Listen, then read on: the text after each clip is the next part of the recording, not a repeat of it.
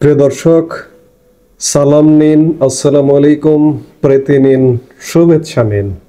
এই মুহূর্তে আপনাদের সামনে কথা বলতে এসেছি। ডক্টর ইউনূস লন্ডনে বসে আবারও ভারতের প্রধানমন্ত্রী নরেন্দ্র মোদীকে কি নিয়ে দোষারোপ করলেন, এই প্রসঙ্গটা নিয়ে আপনাদের সামনে কথা বলবো।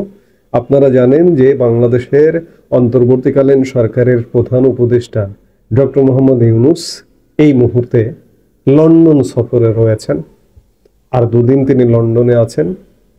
লন্ডনে বসেও নানা কর্মকাণ্ড করছেন, নানা বিতর্কিত কর্মকাণ্ড করছেন, এর মধ্যে ভারতকেও দোষারোপ করে ছাড়লেন।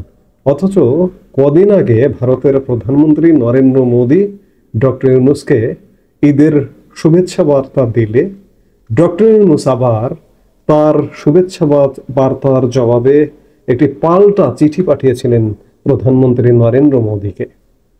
এবং প্রধানমন্ত্রী নরেন্দ্র মোদীকে পাঠানো চিঠি, একই সাথে প্রধানমন্ত্রী নরেন্দ্র মোদীর শুভেচ্ছা বার্তার চিঠি খুব গৌরবের সাথে নিজের সামাজিক যোগাযোগ মাধ্যমে প্রদর্শন করেছিলেন।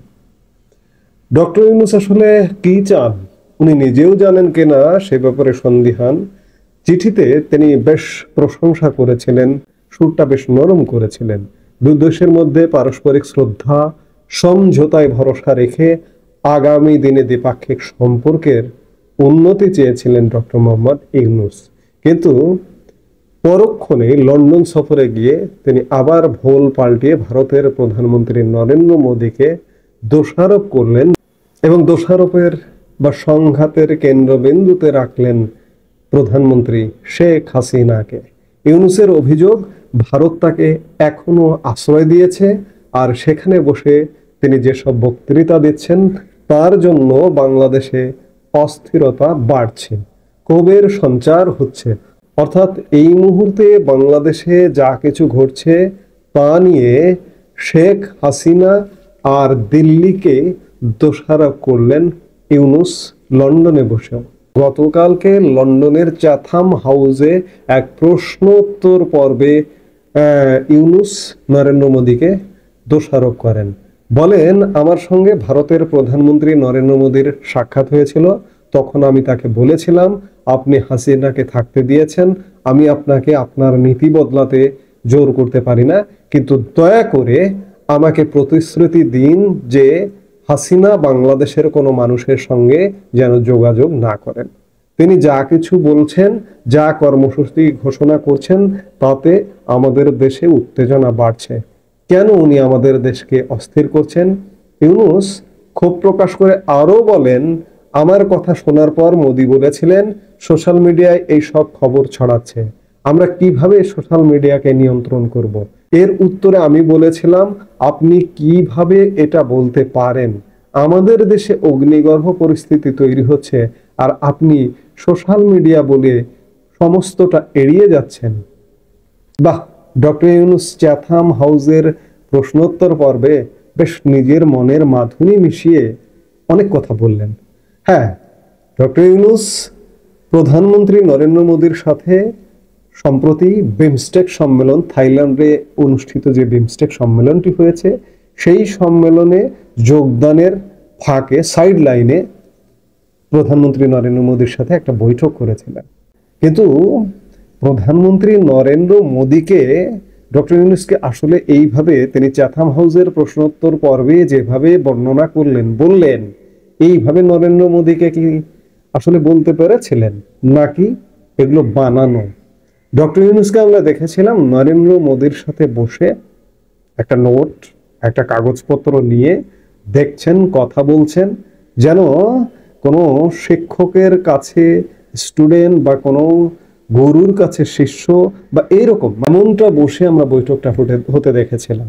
কিন্তু ডক্টর মোহাম্মদ ইউনূস আজকে লন্ডনে বসে বলছেন যে আমি প্রধানমন্ত্রী নরেন্দ্র মোদীকে নিষেধ করেছিলাম যে শেখ হাসিনাকে আপনারা আশ্রয় দিয়েছেন, ভালো কথা, কিন্তু বাংলাদেশের কারোর সাথে যেন যোগাযোগ না করে, সোশ্যাল মিডিয়ায় কথা বলছে। নরেন্দ্র মোদী বলেছিলেন যে আমরা সোশ্যাল মিডিয়া কিভাবে নিয়ন্ত্রণ করব। এগুলো কিন্তু ভারতের পররাষ্ট্র মন্ত্রণালয়ের ব্রিফিংয়ে এই আলাপগুলো আসেনি। ডক্টর ইউনূসের এই বক্তব্যগুলো আরেকবার আসলে ভারতকে উস্কানি দেওয়া। আবার বিগত 11 মাসে এটি খুব স্পষ্টভাবে মনে হচ্ছে যে ডক্টর ইউনূস সুযোগ পেলেই, ডক্টর ইউনূসের সরকার সুযোগ পেলেই, সরকারের লোকজন সুযোগ পেলেই ভারতকে উস্কানি দিয়ে কথা বলে।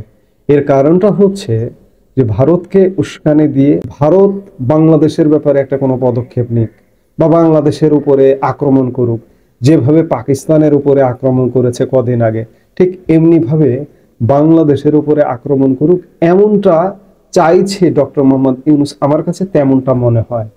কিন্তু ভারত এত কাঁচা খেলোয়াড় নয়, ইউনূসের ফাঁদে ভারত পা দেবে না। ইউনূসের এটি ফাঁদ এ কারণে যে ডক্টর ইউনূস বাকি বিশ্বকে দেখাবে যে বাংলাদেশ এই মুহূর্তে যুদ্ধ বিধ্বস্ত, ভারত বাংলাদেশকে আক্রমণ করেছে। সেই জায়গা থেকে বাংলাদেশের সরকার হিসেবে দীর্ঘদিন এই সরকারটি থাকতে হবে এবং বাকি বিশ্বকেও ডেকে নিয়ে আসবে যে আমাদের সহযোগিতায় আসো। এই যে মার্কিন যুক্তরাষ্ট্রের যে একটা পরিকল্পনা বাংলাদেশে, এই পরিকল্পনাটাকে আরো জোরালো করবার জন্য মার্কিন যুক্তরাষ্ট্রকে ডেকে নিয়ে আসবে, বলবে যে মার্কিন যুক্তরাষ্ট্র তোমরা আসো। পাকিস্তানকে ডেকে আনবে, তুরস্ককে ডেকে আনবে, ডেকে এনে বলবে যে যেহেতু ভারত আমাদের এখানে যুদ্ধ করছে, আমাদের উপরে আক্রমণ করছে, এজন্য মার্কিন যুক্তরাষ্ট্র, পাকিস্তান, তুরস্ক আমাদেরকে সহযোগিতায় বাংলাদেশে অবস্থান করছে, সহযোগিতার জন্য, আমাদের নিরাপত্তা দেবার জন্য, আমাদের সিকিউরিটি ব্যাপারটি নিশ্চিত করবার জন্যই তারা এসছে। এবং ওই আশাটা এমন আশা হবে যে আশাটা আর ফেরা হবে না। এইরকম নানা রকম ষড়যন্ত্রের অংশ হিসেবে ডক্টর মোহাম্মদ ইউনূস এবং ইউনূসের পরিষদ ভারতকে বারবার উস্কিয়ে দেয়। কিন্তু ভারত বিগত 10 মাস 11 মাসে এই ফাঁদে পা দেয়নি এবং আগামীতেও পা দেবে না। সীমান্তে সৈন্য সমাবেশ করেছে, সীমান্তে নিরাপত্তা জোরদার করেছে, বাংলাদেশের উপরে অনেক কঠোর হয়েছে ভারত। কিন্তু অন্ততপক্ষে প্রধানমন্ত্রী নরেন্দ্র মোদী, ভারতের রাজনীতি এবং ভারত আজকের বিশ্বে অত্যন্ত ম্যাচিউরড একটা দেশ। এই ম্যাচিউরড হবার কারণে ভারত আজকে অর্থনীতিতে পৃথিবীকে দেখিয়ে দিচ্ছে 4 নম্বর অর্থনীতির দেশ, 3 নম্বরে প্রবেশ করবার স্বপ্ন দেখছে, সামরিক শক্তিতে এগিয়ে, নানা দিক দিয়ে এগিয়ে। এই কারণে ভারত একটা ভিন্ন ভারত।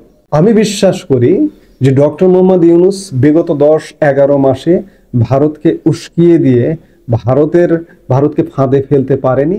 আগামী দিনগুলোতেও ডক্টর মোহাম্মদ ইউনূস যতদিন আছে ভারতকে ফাঁদে ফেলতে পারবে না। বাংলাদেশের ফাঁড়া কেটে যাবে। আমি নিশ্চিত যে বাংলাদেশ যে একটা কঠিন অন্ধকারে নিমজ্জিত, অন্ধকার কাটবে। ভারত ফাঁদে পা দিচ্ছে না, এদিকে ভারত, রাশিয়া, চীন, মিয়ানমার এক হচ্ছে, মার্কিন যুক্তরাষ্ট্র পিছু হটতে বাধ্য হবে। কারণ এখানে আসবে কিভাবে? আসবার তো একটা অজুহাত লাগবে, আসবার তো একটা সুযোগ লাগবে। সেই সুযোগ বা অজুহাতটা তৈরি হচ্ছে না এবং আগামী দিনেও তৈরি হবে না। কাজেই লন্ডনে বসে কেন, মার্কিন যুক্তরাষ্ট্রে বসেও ডক্টর ইউনূস যতই ভারতকে উস্কানি দিক না কেন, কোনো কাজ হবে না। এই মুহূর্তে এ পর্যন্তই। সবাই ভালো থাকুন, সুস্থ থাকুন। আমাদের ভিডিওগুলো নিয়মিত পেতে সাবস্ক্রাইব করুন Sajjad Kadir and the legends YouTube channel এবং লাইক, কমেন্ট, শেয়ার করে সাথে থাকুন।